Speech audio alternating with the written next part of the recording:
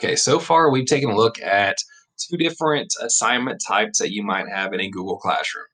One was a content resource that required you to sign in through Clever.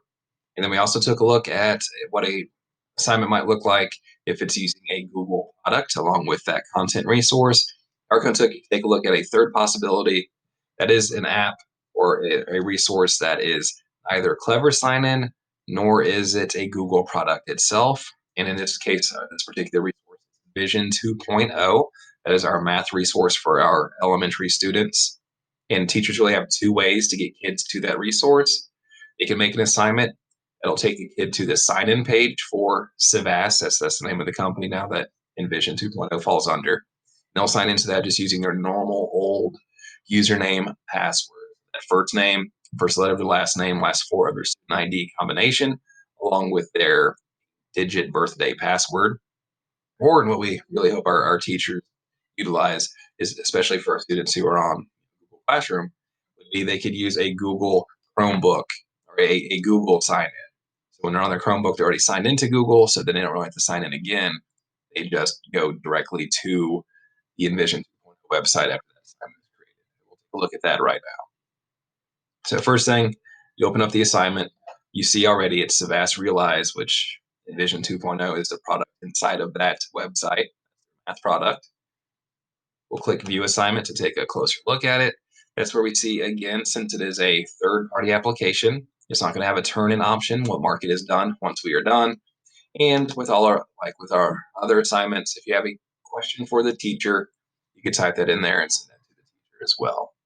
Let's go ahead and click on the link to our assignment. Now, if this is the first time that the student's logging in, it's going to ask them for some permissions to use their Google sign-in. And there's always this countdown here. You can just hit the Take Me There Now button, which didn't really save us any time. You have to verify your account, which if you're on a Chromebook and that's on the Chromebook, you do not need to verify. But just in case, just make sure you're clicking the correct name. That'll reroute them to the assignment. Now, like I said, if it was the first time, right after they hit the, verify who they are, it will give them a list of permissions. Is it okay that they're accessing this information, this information, this information? And you'll have a blue allow button. Obviously, it's okay to allow that because this is a district resource that already has that information anyway. So we're just really saying it's okay for them to talk to Google Classroom as opposed to talking to, our Tyler system where they get all this information anyway. So definitely hit allow. Once you hit allow, it will take you to this page where you can see your assignment. In this case, we have one assignment, and that is our numbers through 1 million quick check that we just looked at. Click there, and different assignments will have different faces, but in this case, you hit start, go through. I'm not going to read these just for the sake of time. I'm going to just assume I'm getting every single one of these correct. Those are multiple choice, and these ones, you have to type in a response, another multiple select, and questions. Awesome. They'll actually, verify, do you want to submit this before you submit it? Go ahead and submit it. Oh, I did not do so well. But kind of going back with what we talked about earlier with that Discovery Ed resource, since this is a third-party resource, we go back over to our question tab. Even though you're done with it, Google does not know it's done because it's not a Google thing. So that's what you tell Google, hey, it's done. Mark is done.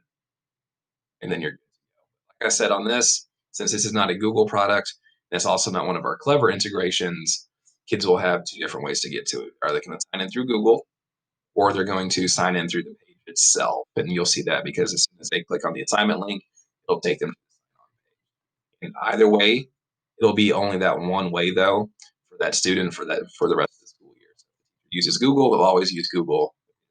Regular sign on, it'll always be regular sign on. That's how to access our math resource, or really any resource that either has a Google sign in or a regular sign in and not going through Clever or being a Google